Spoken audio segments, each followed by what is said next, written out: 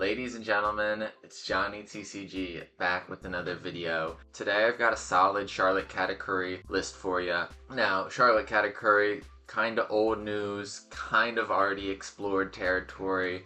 It doesn't get a crazy change up in OP08, but I thought I'd give it a try, see what I could come up with. I had never played yellow before Charlotte Pudding. I was very anti Big Mom Pirates just because I hated playing against them. But after giving Pudding a try, I was like, you know what, why don't I give Katakuri a try? And I like Katakuri better in some ways. Don't get me wrong, Pudding is fun, but Katakuri definitely has its benefits. For those that don't know, Katakuri's ability is Dawn ×1. When you're attacking, you look at the top of either you or your opponent's life cards. Then you can move that card to the top or at the bottom of your opponent's life. And you get plus 1,000 power during this battle. That plus 1,000 power I think is a little too overpowered. I don't think this leader needed that. But I digress.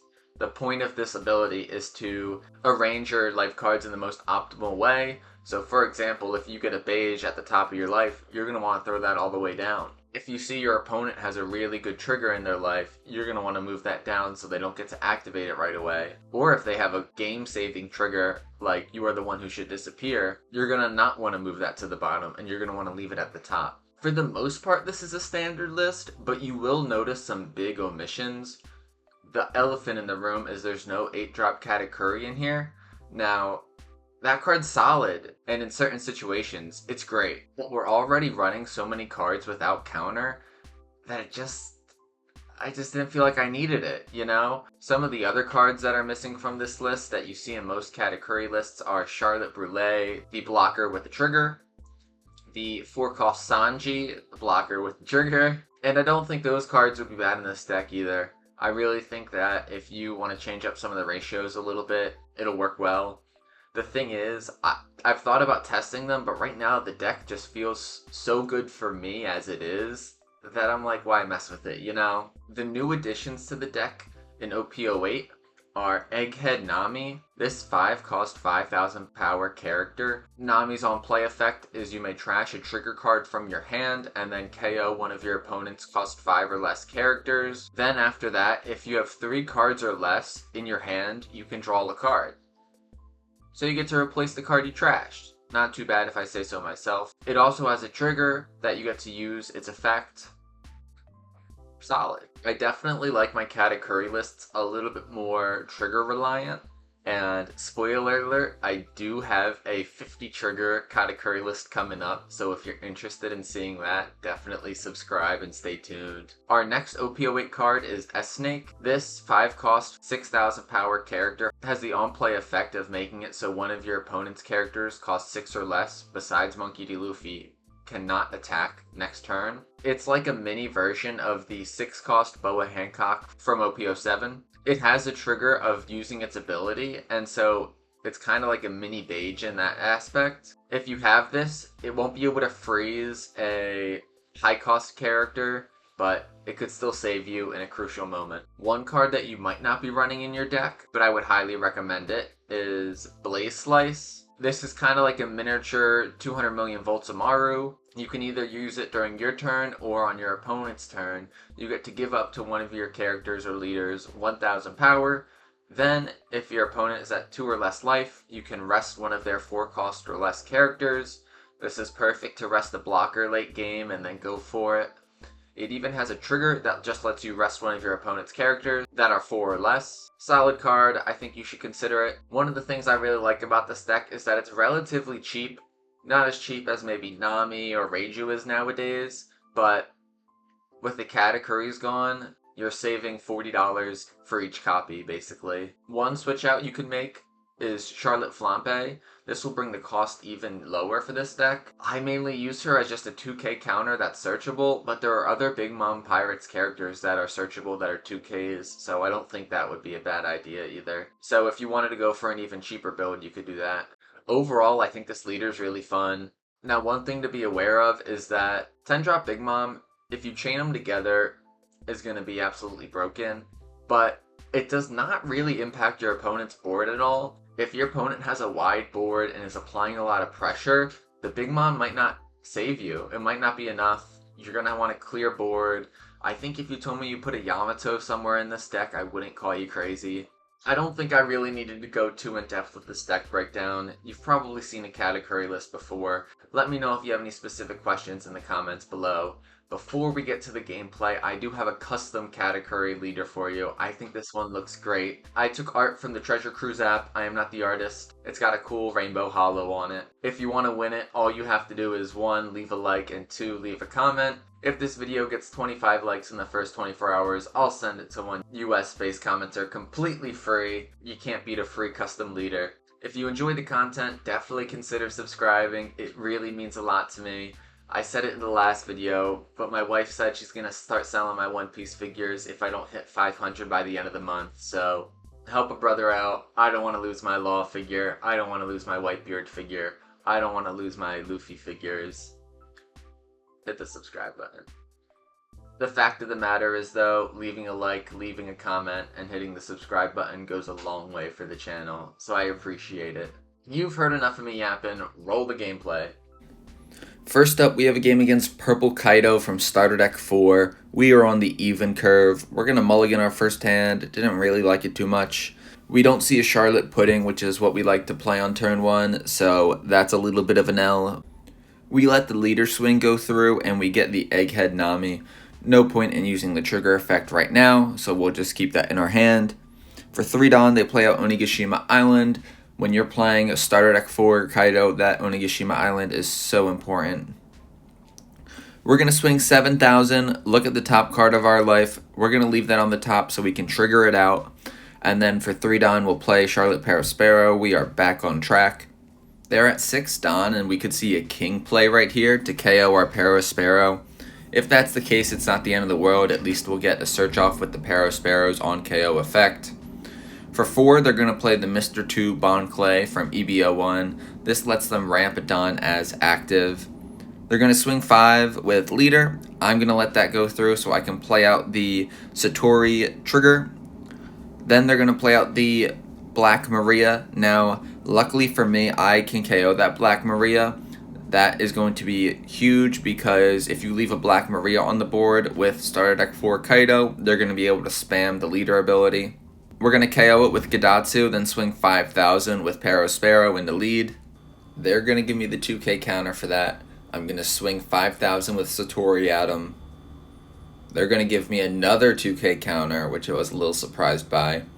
But now I'm going to go 7,000 with Leader. We have the Parasparrow on top of our life that we'll leave there, and they'll take that hit. They're already at 10 Dawn. We could see the 10 drop Kaido. We could see the 10 drop Kaido and Linlin. We need to be prepared for anything. They're going to start by swinging 5,000 at me. They're going to go for the Parasparrow. Interesting, I will be able to use his ability, and I'll take the 2k Charlotte Flampe.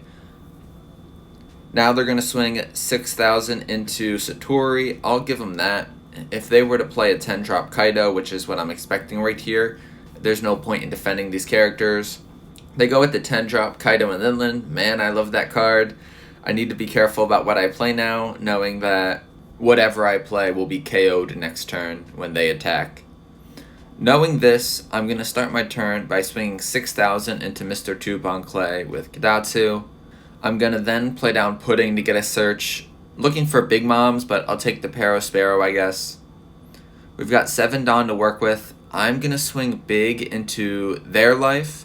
I'm doing this because I want to get them under 3 life, because then I'm going to play out the Kikinojo, and if they use Kaido and Linlin's ability, when they KO the Kikinojo, I wouldn't get the effect of being able to put 1 card to the top of my life, I don't think, because they would have added a life to their life. They would have added a card to their life cards, and so that's why I really wanted to make sure that I could get them down. Now when they swing with Kaido and Linlin, if they KO my Kikinojo, I will get an extra life back, meaning that this swing from Kaido and Linlin is only getting some of its value. They're going to swing 12 into Gadatsu, but not use Kaido and Linlin's ability, which is interesting. I'm just going to let this go. I'm not going to give them 7k worth of counter to keep it alive. Then they're going to go with the 9-drop Charlotte Linlin. I love this card. It did so great for me in the pre-release. They're going to give themselves one life card and then put Kikinojo to the bottom of my life. Now they need to be careful because that Kikinojo might come to bite them in the butt if they're not careful. Then, to finish up their turn, they are going to do a search with the we are going to claim the One Piece. They draw the Black Maria from OP08 off the search, which is not ideal for us. We'll take their 5,000 leader swing and play out the Charlotte Parasparrow trigger.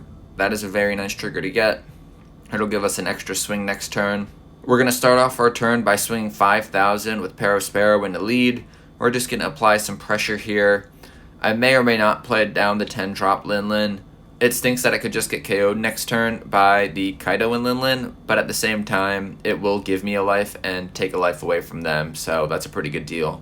Now we'll go 5,000 into lead with my leader. This pretty much signifies to them that the 10 drop is coming. They do take that, which I find interesting.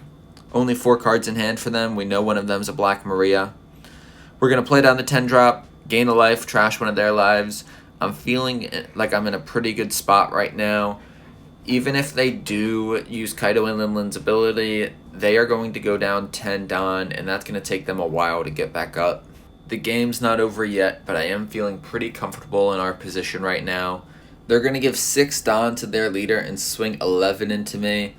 There's nothing I can do about that. I'll take the hit.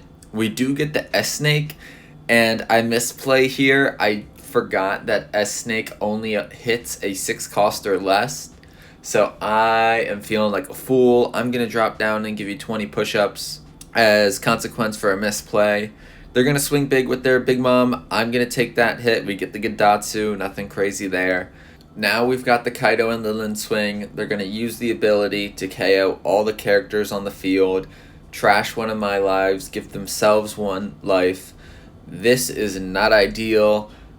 We do get the 7 drop Big Mom off the Parasparrow search, which is nice. We're going to play out the Kikinojo off her trigger, which is nice. We'll be able to apply some more pressure this turn. Unfortunately, we can't really go for game. I think our only option here is to play down the 7 drop Lin Lin, hope they give us a life, and then maybe swing with Kikinojo and Katakuri. I might play out the 1 drop Pudding to see if I can get a 2K or maybe a 10 drop Big Mom, but maybe that's not the best play either. I'm not sure.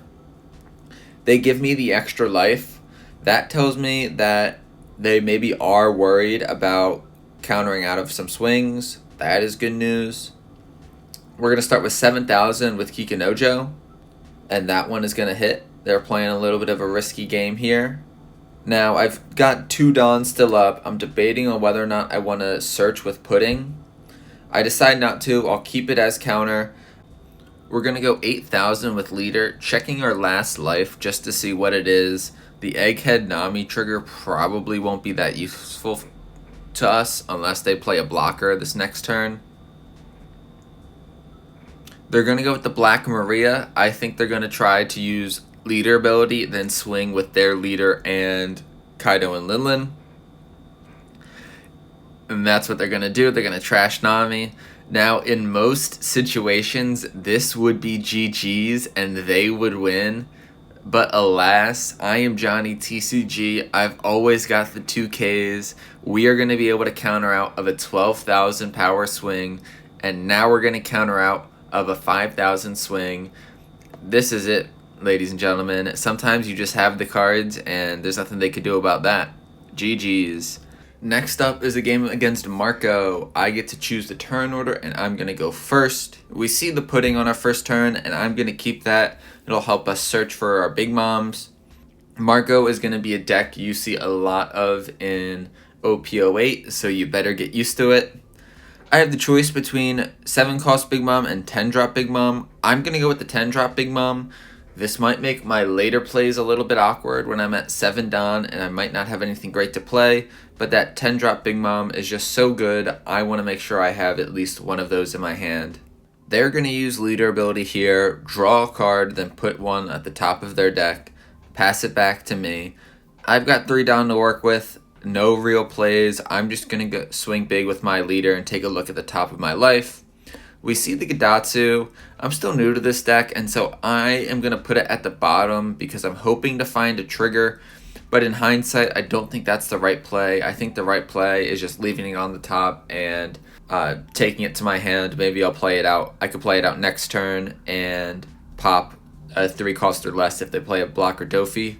Passing it back to them, they've got 4 Dawn to work with. Here's where we will see if they maybe run the Warlords package or if they run the Whitebeards package.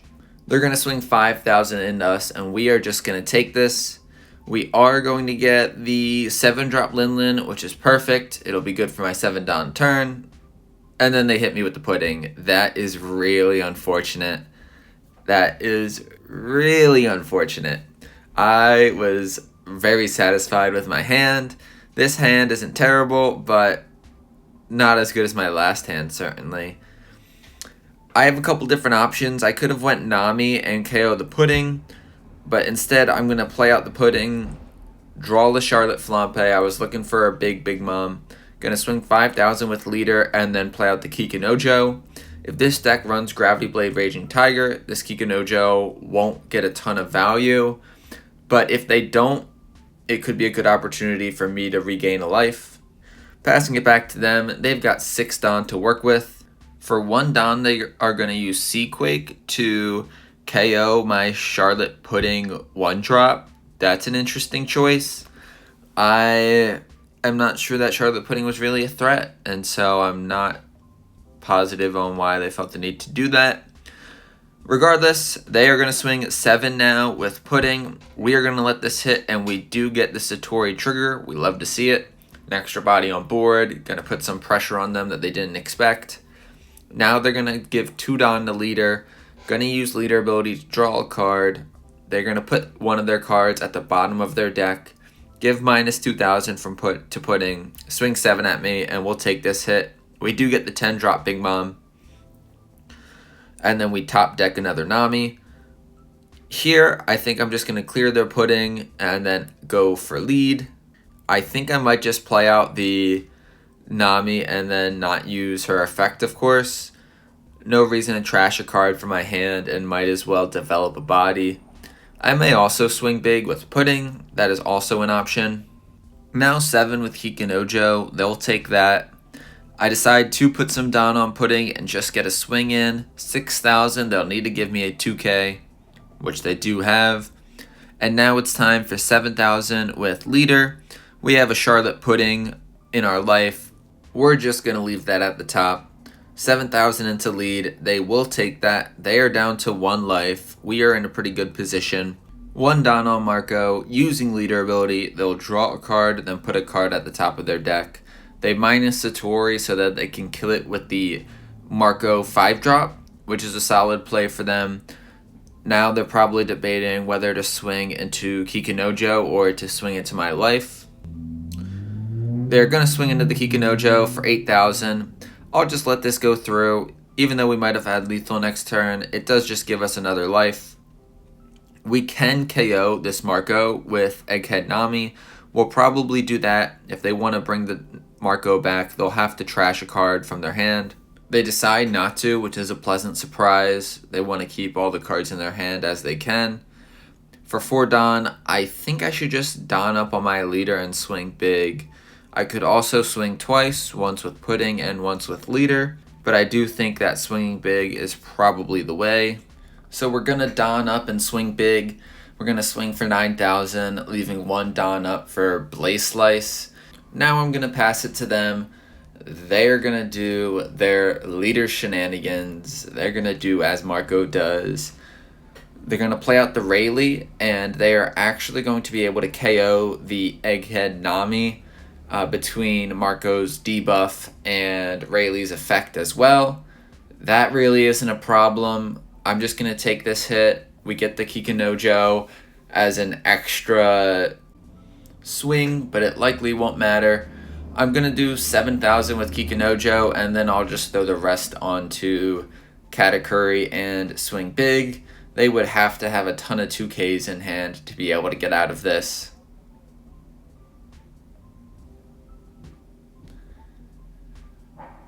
$15,000 at their dome. We got it. GG's. We're going to go for the rematch. I don't actually mind the starting hand, so for once, Johnny TCG will not mulligan. For those that are new, I feel like I'm always mulliganing and I'm looking for hands, and then I get even worse hands than my opening hands, so I'm like, why the heck did I mulligan to begin with?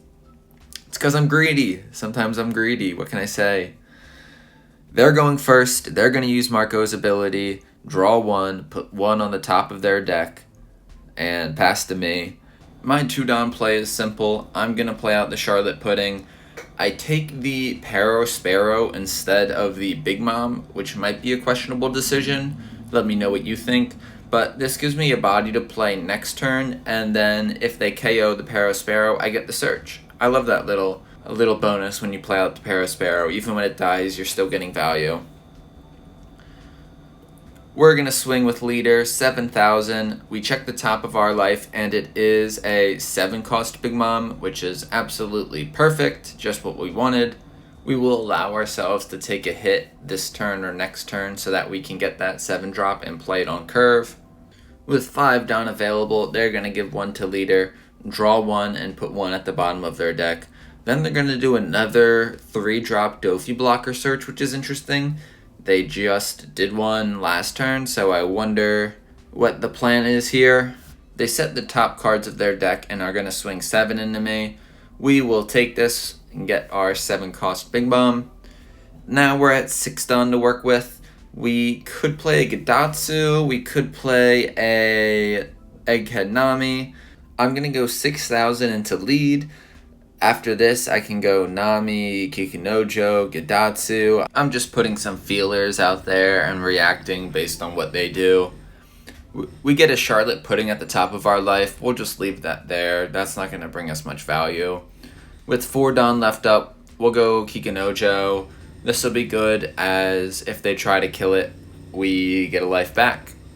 They're going to play the Portghast Ace from starter deck 14, or is that 15 from the new starter decks, moral of the story. They're going to be able to swing 6,000 with the Ace and 7,000 with the Marco. They'll start with 7,000 into Paro Sparrow. I'll let that hit, and I find a 2K Flampe off the search. I'll take that. And then they'll go 6,000 with Ace. I might as well just give them the 2K. With 8 Don to work with, it'll probably be a 7-Mom turn here. We'll start off with 7,000 into the Ace, checking out their top life and moving it to the bottom. Now we'll go 6,000 into lead. I'm surprised they gave us the Ace. They do have a 2K to get out of the Kikunojo swing. And now we'll play the 7-Mom, which they give us a life. Very different board presences right now. I have 7-Mom and Kikunojo, and they have 2 borderline chump blockers. I am feeling pretty solid about our game state right now. They are going to use Marco's ability to draw a card, put 1 at the top of their life, debuff Kikunojo, and then use Marco to pop the pudding. That's fine with me.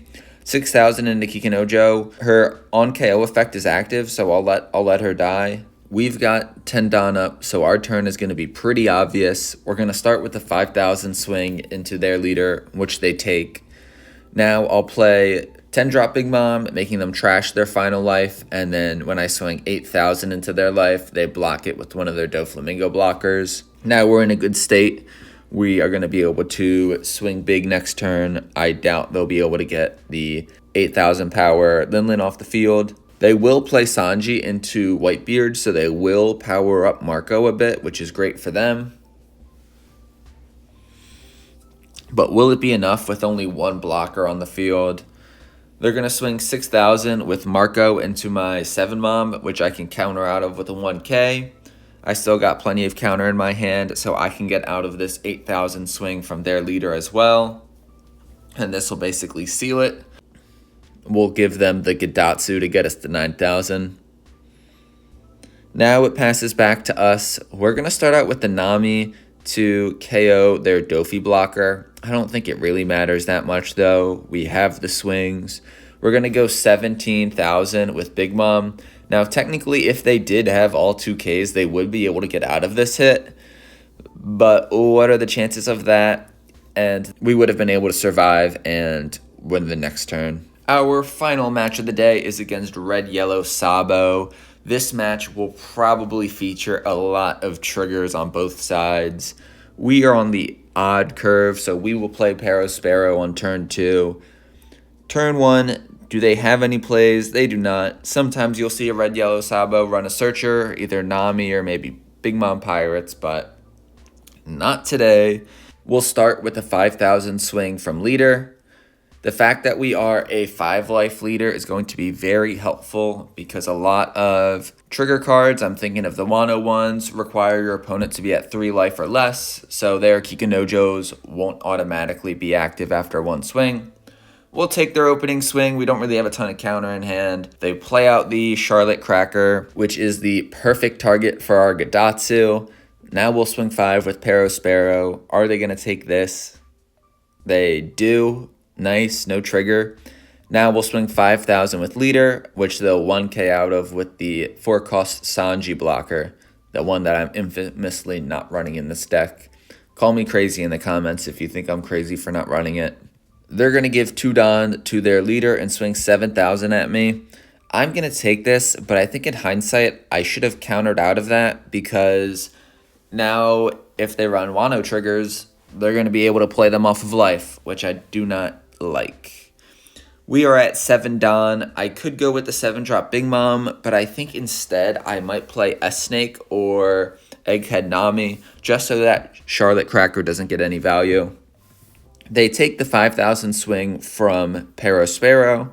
No trigger there. I'm debating on maybe even should I Flame Split, aka Blaze Slice, the Charlotte Cracker, and then I swing into it. That's not a bad idea either. We'll go 6,000 into lead with Gadatsu, which they will counter out of with You Are the One Who Should Disappear, trashing a Fire Fist. We're going to go 8 into lead, looking at our opponent's top life. We see it's a Satori, and so we're going to move that to the bottom so they can't trigger that out.